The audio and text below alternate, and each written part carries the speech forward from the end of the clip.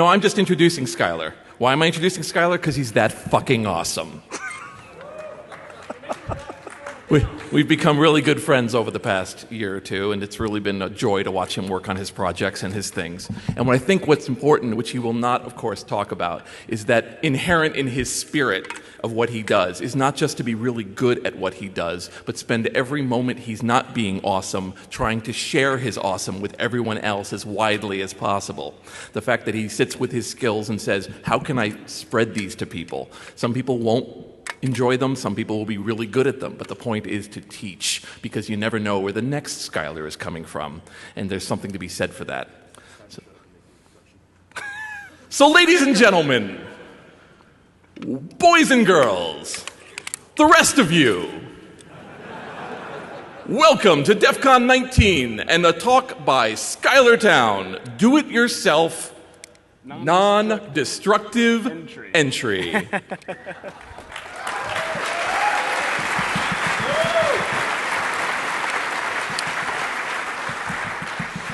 So get yourself ready for the man we call 6-Second Skylar, the man who will unlock your house just before he unlocks your heart and changes your life forever, Skylar Town.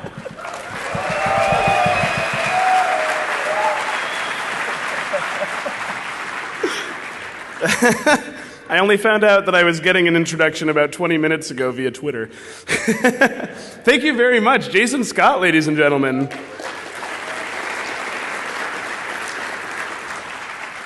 He'll be filling the Penn and Teller Theater later today. Okay, hey everybody, how are you? Good, excellent. All right, so this is do-it-yourself non-destructive entry. I am Skylar Town, of course. I'm a competitive lockpicker, a physical security researcher, and I'm really easy to track down. Either SkylarTown.com or @Shoebox on Twitter, or SkylarTown on the internet. There aren't many of us. Okay, what we're going to cover today. One of the things in here we are not going to cover. It'll be a mystery. It'll be a surprise, what you don't see. We're going to talk about how to open cars with popsicle sticks. We're going to talk about how to open safes with palm sanders. We're going to talk about how to open handcuffs with beer cans. We're going to talk about how to open electronic safes with 9-volt batteries. We're going to talk about how to open tubular locks with pens. I know, you all know how to open tubular locks with pens, but I'm going to tell you a lot more about why that works and my hunt to find the man that caused the problem. We're going to talk about how to open up sesame locks using the security tag off of your DVD case. And by discussing these things, we're going to talk about shimming attacks, spiking attacks, decoding attacks, self-impressioning attacks, overlifting attacks, vibratory attacks, and I know I missed a better joke there, but my mom's going to watch this.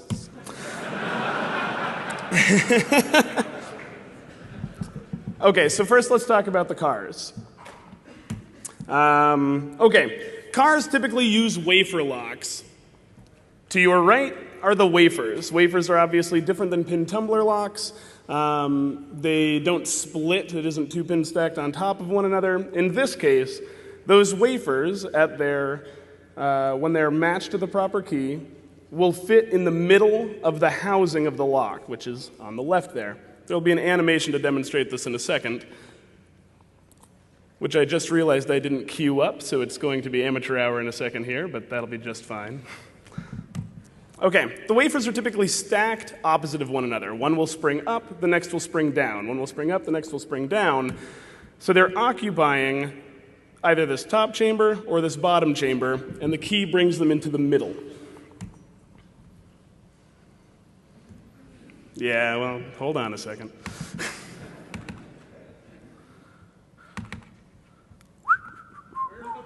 I am doing everything I can not to demonstrate the porn.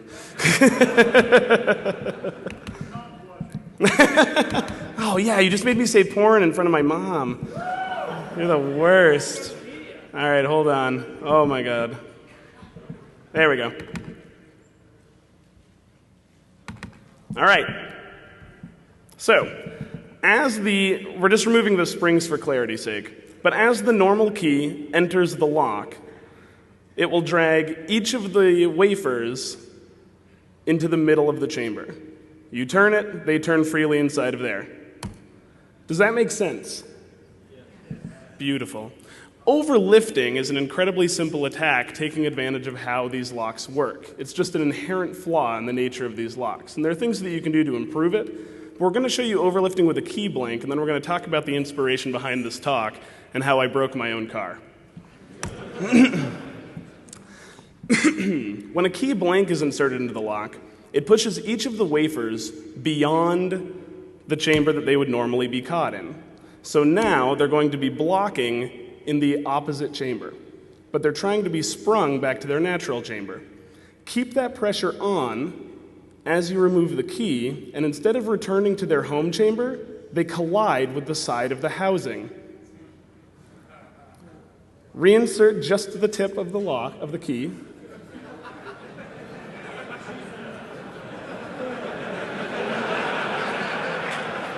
And the lock will open.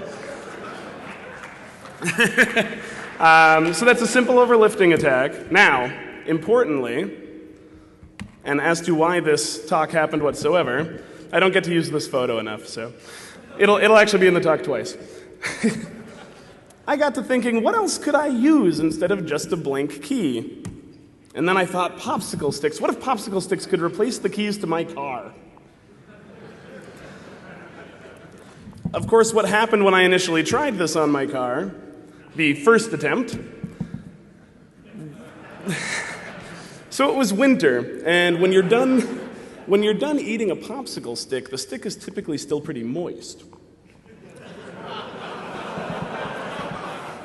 So, whether successful or not, and admittedly I was not. I did not open it on my first try. And I got into the car, it was fine, and I drove away and everything, but night comes, and all of the fluid that I just jammed into the lock, of course, helps the lock freeze overnight. And then because it's not like I know anything about locks, just get really mad the next morning and just keep shoving my key in until I've bent the wafers out of place and my driver's side door never worked again. But if at first you don't succeed,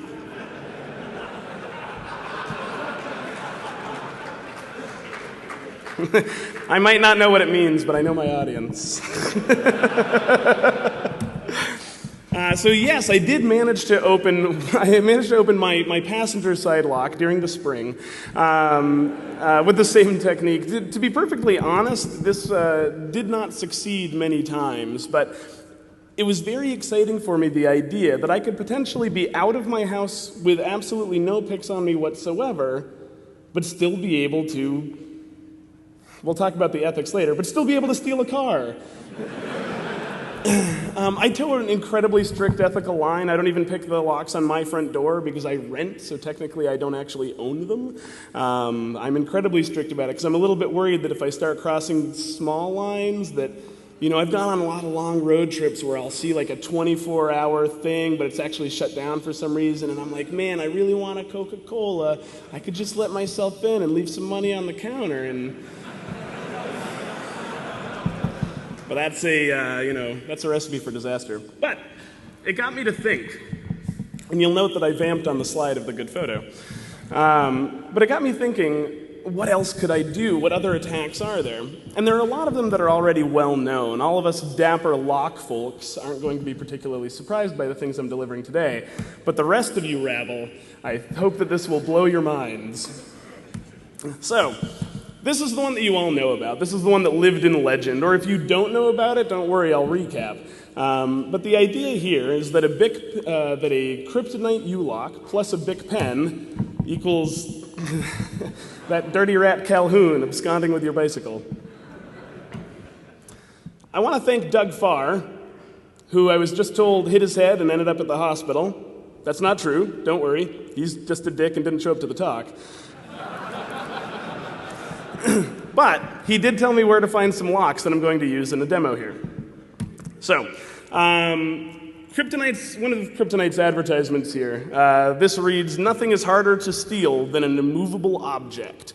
So Kryptonite were actually beloved when they came out in 1972, I believe. And by 1974, the concept of the U-lock was so revolutionary and had replaced everybody's heavy chains that they were inducted into the Museum of Modern Art as a design paragon art piece. Now, what was inducted into the Museum of Modern Art was the Kryptonite 4 bike lock, and we'll explain exactly the precise importance of that in a minute. But first, let's demo. Man, is that echo actually crazy, or am I just hearing it crazy? Oh, am I enunciating enough for everyone?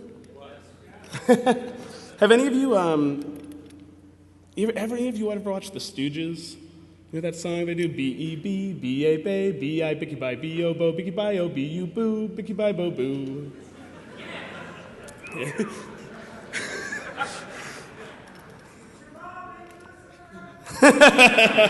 My mom used to sing that to me. Okay, so, Kryptonite bike lock, Big Pen. This is actually, oh man, I had one from the Shmoo group. Oh yeah.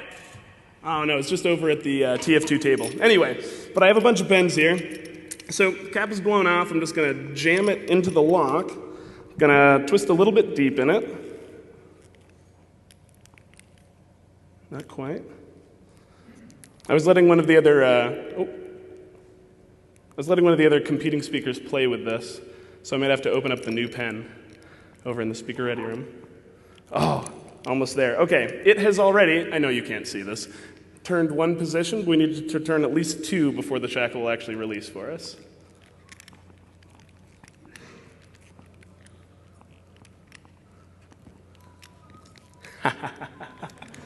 Boom.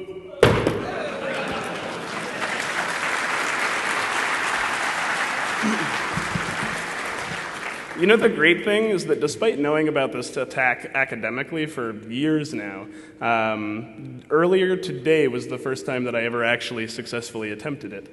I mean, the thing with this attack is that any of you, could walk up and carry it out. It's called a self-impressioning attack. But why? Why does it work? All right, so the Kryptonite bike locks used tubular locks. And at the time of this attack, they were using a not very good tubular lock.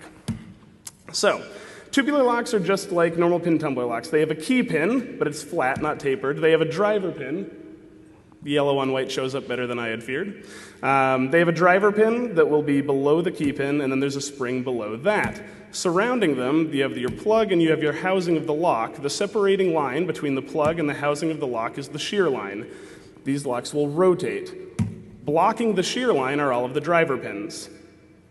It's just like a normal pin tumbler lock, it's just that it's radially aligned. You also would not guess that my prior career was as a graphic designer. So, around the edges of the key, you'll see notches. Those notches correspond to the heights of the key pins. Each key pin will be a unique height that corresponds to the depth cut into the side of the key. Again, just a normal pin tumbler lock in a different configuration. So, with the proper key inserted, all of the key pins will be depressed so that the bottom of the key pin and the top of the driver pin are sitting at the shear line and the lock can rotate freely. Does that make sense? Fabulous. So, importantly, because each of the drivers are exactly the same height, every stack will have a unique height. When you insert something soft into that situation, the springs all being made out of the same metal and pushing back at the same rate, the driver pins all being the same height, and the key pins all being unique heights, means that the lock itself impressions a key into the soft surface that you are attacking it with. So the key pins are literally pushed into your piece of plastic, making a key that will operate that lock. Self-impressioning is a pretty badass attack. So, here's the really important part, and this I only found out recently. This is the little value add from the historian side of the work that I do. Kryptonite 4 bike locks that were inducted into the Museum of Modern Art and so on and so forth used ACE-2 tubular locks. ACE-2 tubular locks use different types of metal in their springs so that the springs will not push back at the same rate so that you cannot carry out a self-impressioning attack. Even if all of the drivers are the same height, and even if each stack has a unique height, if the springs push back at different rates, you won't get a key reproduced. They're still pickable. There are still tools to pick them. They're not perfect by any means, but at least the self-impressioning attack is pretty much dead in the water, except on certain particular biddings. So, what happened? Well, I intend to find out.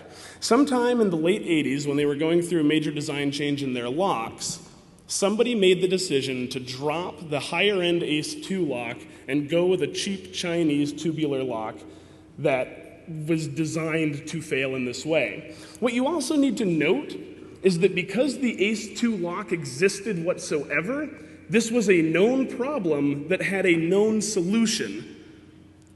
So they were reintroducing this flaw. It wasn't a major discovery. I mean, Mark Tobias was talking about how Kensington locks were reproducing this flaw, and so on and so forth, only months before the kryptonite thing blew up.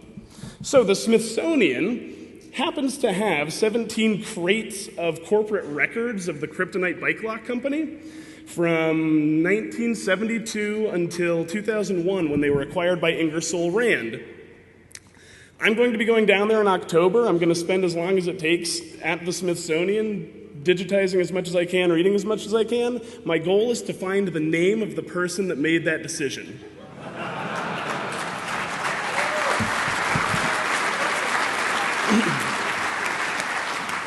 And if I'm successful, I'll probably submit that as a fire talk somewhere. Okay.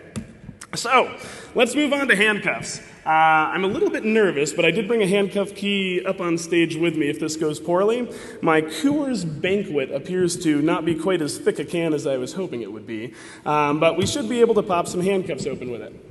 All right, this is the interior of a handcuff mechanism, and I just want to explain very quickly how it functions. This here is just the pawl. This is what's going to catch your shackle as it enters the lock. This is just a leaf spring that is perpetually pushing the pawl down. We're not going to talk about double locking toward the end of this, but the important thing here is that there is a way to keep the pawl from ever retracting until you put the proper key in. That's what this piece of blue is here. It would shove over and keep the pawl from lifting up. You double lock someone both for their comfort and to keep them from carrying out the attack we're about to describe. I don't think I found my mugshot, though, so I'll tell you right now, I was arrested a little while ago, and 3 out of the 5 times I was in cuffs, they were not doing it properly. So in practice, it's not always applied. Everything worked out brilliantly with the arrest. No formal charges or anything. It worked out great. So here is the top portion of the handcuff. With the shackle inserted, the ratcheting mechanism just marries into each other very firmly, so you can't retract the shackle. But because of the slopes, you can continue to push the shackle inward. Very simple.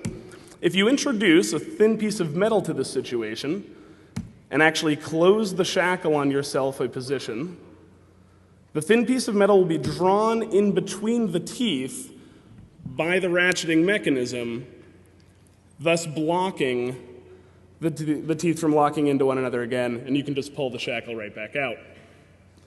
So, I'm going to try to do this. I have the handcuff key with me. I'm underconfident in this particular attack. However, it's a key piece of Gringo Warrior. So, if I fail miserably here, you can see me get out of the cuffs crazy fast at Gringo Warrior, I promise. All right, so I'm just going to cut off a little bit of this Coors Light Banquet, which, by the way, was $14 for a 6-pack. But I guess that's what you get when you're living the banquet lifestyle.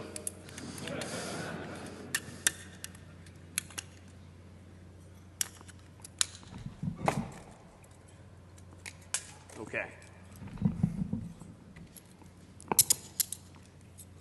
So, as I said before, I keep a really strict ethical line, but I definitely live a very rich fantasy life. In particular, I've always dreamed that if I really were cuffed, that maybe at some point in time, there would be like a soda can on the ground or something, and I could just kick it, kick it into shards and rip it open with my teeth and everything until I got exactly the right little piece of metal, and then free myself from my captors. In reality, I would probably get tased.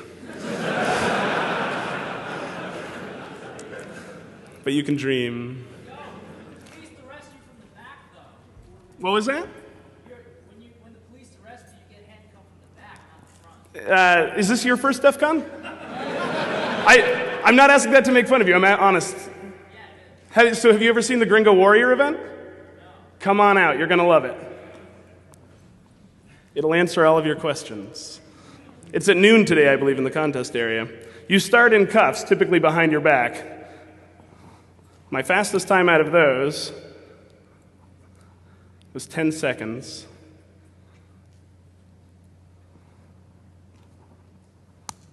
All right, that went poorly.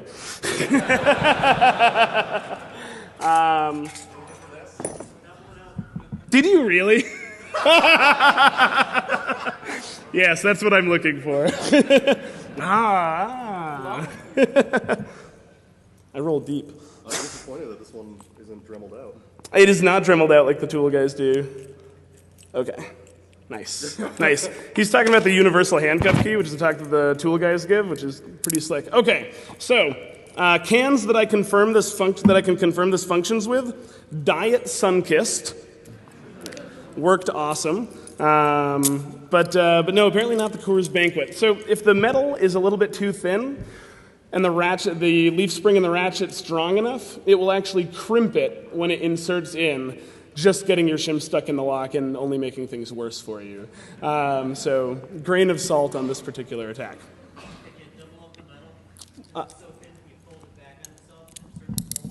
Do you want to play with that? Yeah, all right. Is it okay if he uses your? Great. Oh, great, excellent. Yeah, there you go. Okay. So we're now going to talk about sesame lock decoding. We're going to explain how sesame locks work, and then I'm going to grab another animation and go through those. Okay. A little water first. And we should have time for a little bonus material and some Q&A at the end of this as well, so that if you're curious about other DIY attacks, we can get into them. Okay, so in your sesame lock, this is like a briefcase lock. We showed a picture of it at the start. It'll have a series of small wheels all facing outward toward you with numbers on those wheels. In reality, your outer wheel here has a smaller wheel inside of it with a gap cut out of it. The gap is there to accept the teeth of the locking mechanism. So there's our gap, there's our teeth. In this case, there will be 3 teeth on this, all of which will push in at once, releasing the shackle on this particular device. This particular device was meant to lock around a USB key in order to protect your data. The first time that I ever played with it, it fell apart in my hands. So, with the teeth pushed inward.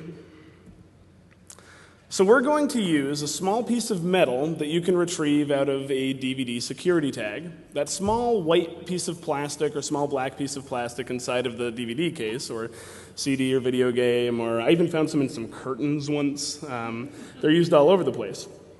Inside are 2 fantastic small pieces of metal.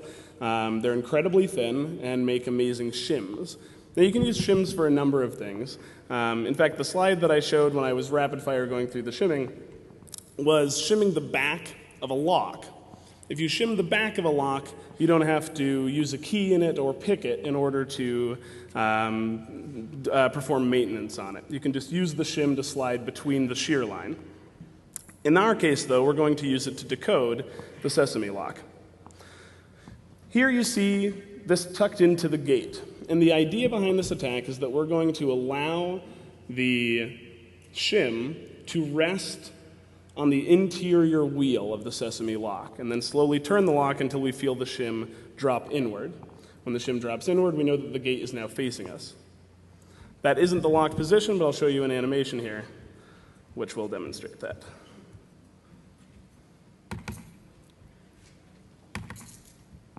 Okay, we'll just scramble the wheels to start and introduce our shim.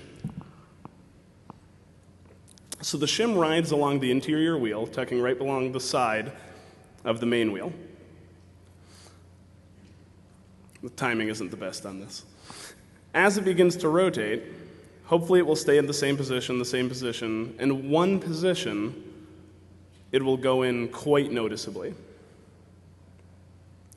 So leave that there. 5 actually is not the first number in our combination. What we need to do right now is just get all of the gates lined up.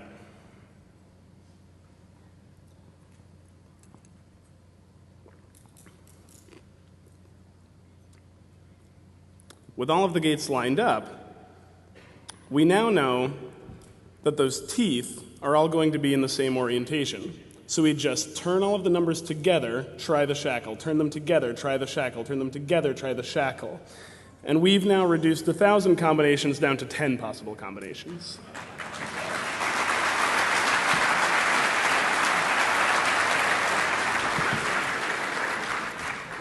Thank you all.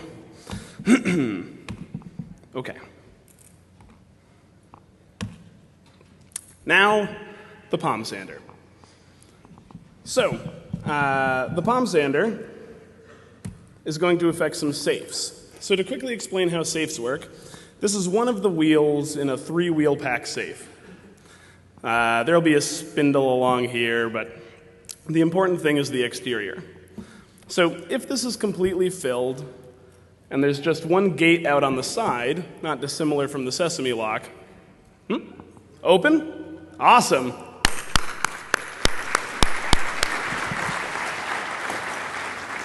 All he did was double up the metal because it was so thin. So you could still potentially kick and crush a can your way to victory and outrun the tasing. So we have a few of these in the lock, right? In between each of the wheels is what we call a fly. That's the small bit in the middle of it. Each fly picks up the next wheel in the lock. So these aren't directly driven. Each one influences the next.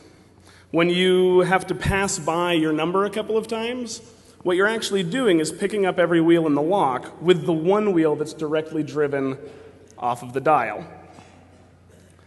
So, when you pick up that last wheel, you leave it behind, then turn 2 times past your other number, right? That way you're picking up your own wheel and the next wheel, leave that one behind 1 time, leave that one behind, and then the final number. Or in this case, I did 1 too many, but that's the idea. So the important thing, because these aren't direct driven, each one of them can rotate independent of one another if the right sort of force is applied to it. So these are just a quick see-through of 3 of the wheels in our safe, and this then is our locking bar. So when they're all lined up, after you've dialed your combination in correctly, that bar can drop down into place and your safe can open. Super simple. However, in some not terribly well-made locks, the bar might be right there. And if you apply a vibratory force to the dial of the lock, the wheels will want to settle with either the most material down or the least material facing up. So, without ever dialing anything, just by applying that constant vibration, you'll eventually get the wheels to settle into the top gated position, allowing that to drop in and the safe to open. Now, I picked up a safe to do as a demo, nothing that I was going to fly out to Defcon with, of course, but just a small fire safe to try this out on myself, and it wasn't working, and I pulled it apart to actually look inside, and I was like, oh, fairly clever. They knew as much to mount the bar right here. But I mean, this was a 65-pound exterior fire safe, so I just tipped it over. And it worked great. I often say when I'm doing trainings and talking to people about various other methods of entry and picking with traditional tools and things like that as well, that very often we know a lot of information before we approach a lock. We know information about its keyway, we know information about the cut depths of the key, we know if it's a master keyed system, so on and so forth. And having that prior information, or even having that information stored in the memory banks when we walk up to a lock and see, oh, it's a Schlage Primus, I'm in an apartment building, probably has a regional sidebar vulnerability, and we can go to that tool set. So in this case, there are schematics available. There are patents available. You can even just buy something and pull it apart to see at what angle this particular guy is set. And if it's an exterior safe that isn't bolted into anything, you can just shim the legs of it up to the right angle to carry out this particular attack. There was a probably apocryphal story about a naval ship. There's actually two good stories about Navy ships and locks. But they were having these safes opening all over the decks, and they couldn't figure out why it was happening, and there were stories of a ghost and things like that. But in reality, the forces being exerted on the safes from the ship, the engines, the turbulence of the water, et cetera, were just enough to occasionally make the wheels settle out just enough that the bar could drop in. Once in a while, they shook the dial enough that the whole thing opened. I don't know how true that is, but it's certainly a good story. How are we on time? Awesome. All right, we have plenty of time for me to tell the other story, which has nothing to do with the talk, but is also pretty funny. So, a fantastic, a beautiful Russian lady, for whatever reason, has been invited onto a military ship in order to sort of take a formal cruise of a particular area. And she says to a young naval officer, "Oh, it's so beautiful out here, it's so lovely, but I'm a little worried about my jewels. They belong to my grandmother. Could I give them to you? And could you put them somewhere safe for me?" So he, of course, goes and puts them in their safe. She, later, approaches the safe with a sheet of paper, comes back later and opens the safe and takes everything out of it. Because the sheet of paper was radiographic film and her necklace was radioactive. Again, it's apocryphal, but certainly a good story. All right, there are a couple of other things that I want to show you. One is items that you can make your own picks out of, and then another fantastically clever little hack that Doug Farr reminded me of before I came out here, which I don't have slides for, but I'm still going to demo for you on stage and try to explain how it works.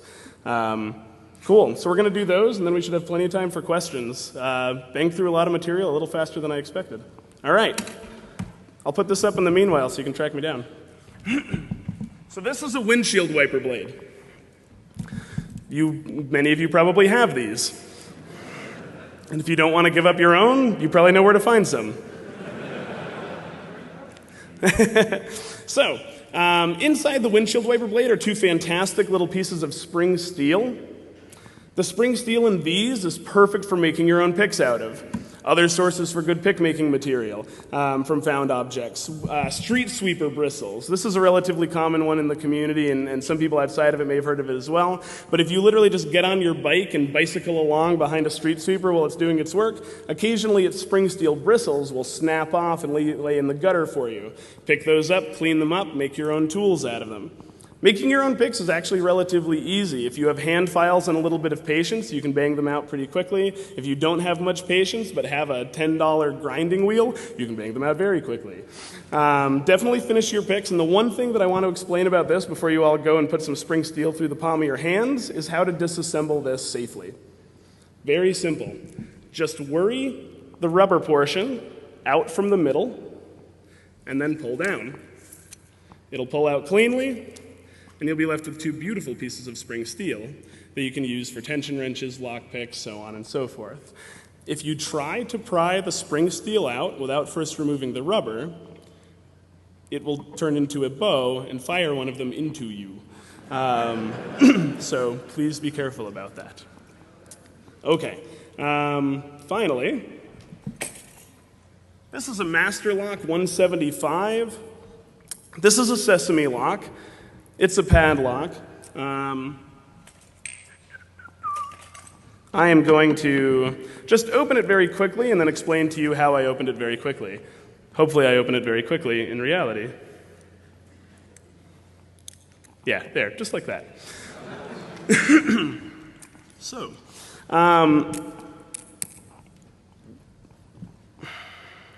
we're fairly clever lockpickers, and we can come at things in a number of different ways. One of the most important things to think about when you are first approaching a lock or first approaching designing a lock is that there are all sorts of attacks that we know about and have known about that might get accidentally reinvigorated in your really super secure design. But we'll just bypass the primary mechanism altogether and open your lock without ever consulting your nice, sesame lock or whatever the else case may be. In this case, with a thin piece of metal, in this case I'm using a pick, which I know isn't a found object, but we could use the windshield wiper blade or a street sweeper bristle. I've had to perform this attack with a street sweeper bristle before.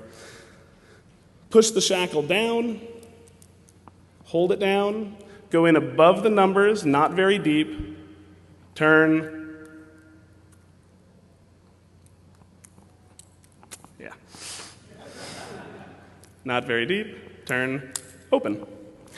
There is a plate inside of the lock that wants to interact with the wheels of the lock, just like we were talking about with sesame locks before. However, because of the design of this particular one, you can interact with that plate directly just by poking at it. You push the shackle in order to release that plate so that it can move freely. Push the shackle in so that it's no longer under spring pressure. One more time, in, not very deep, push, open. That's all there is to it. So, sorry about the huge echo. So, picking with materials that you find yourself is incredibly satisfying. Again, the idea for this talk came on a lark when I broke my car one day, trying to screw around with things. In general, don't forget that you can break things. So please don't pick locks that you rely on. Please don't pick locks that anybody else relies on. But if you personally rely on it and nobody else does, and you're willing to screw yourself over, like I am, go ahead. Does anybody have any questions? We have some time right now. Yes? Yes, oh, you found the thing that we skipped. Okay. The idea behind spiking is an electronics problem, and I had invited a friend up to talk about that, as that's more his domain than my domain. The basic idea, though, is that in most electronic safes, there will be a solenoid that actually needs to move out of the way in order for the locking bars to be retracted. That solenoid is controlled by the electronic keypad, so when it gets the right authentication via whatever its authentication mechanism is, the solenoid will retract, allowing the locking bars to also retract. However, if you completely bypass the authentication mechanism, say with a 9-volt battery, drill into the right part of the lock. Again, this goes back to when I said that we know a lot about locks when we first approach them. So we can understand the schematics, we can download them from the internet, we can literally just have a page that tells us drill here.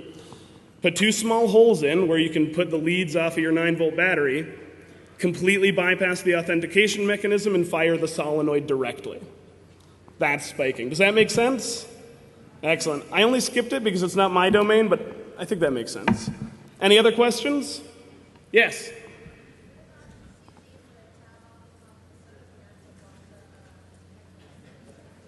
The tab off of the top of a soda can to do the handcuffs? I think that it might be a little bit too thick. The actual operating space in there tends to be quite tight. However, if one of the folks in the lockpick village is willing to let you play with it, they definitely have cans and they definitely have handcuffs.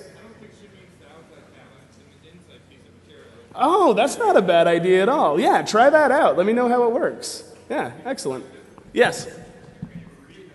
Oh, yeah, man, that was rude of me. She was wondering if the interior tab, the part that breaks away when you want to drink your soda, if that might be a little bit thicker but still available to you to shim the handcuff.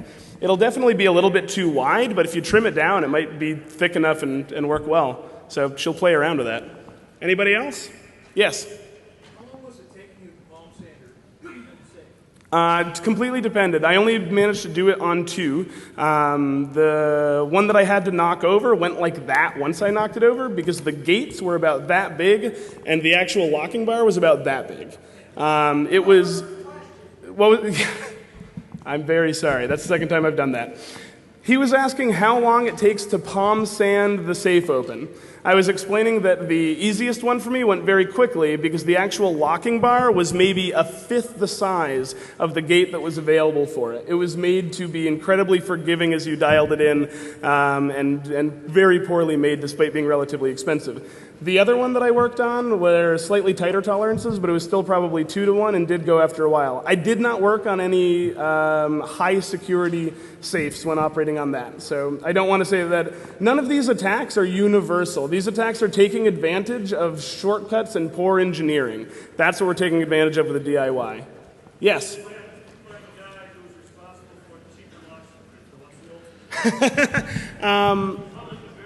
No, I would, before I would ever say it publicly, I'm very curious to have a conversation with him. Most of my primary work concerns the history of lock engineering and how changes in physical security have affected culture. When the kryptonite bike lock happened, it was such a public disclosure. Many, many, many people were affected by it. Kryptonite had to respond in an incredible way. And even ACE2 locks, which were not vulnerable to that attack, were forever besmirched because they looked just like the lock on the kryptonite. And to this day, when somebody sees a tubular lock, they'll say, oh man, you can open that with a big pen, even if it's not the case. So I want to know why it happened, and I want to know if he was aware of the decision that he was making. And if we get to a point where I can't manage to have that conversation, yeah, I'll probably say his name. Thank you. We have 10 minutes. Yes. Yes. Thank you very much. He said that I should tell loved ones if I'm going to go talk to this kryptonite guy in private, where I'm going to be. Anybody else?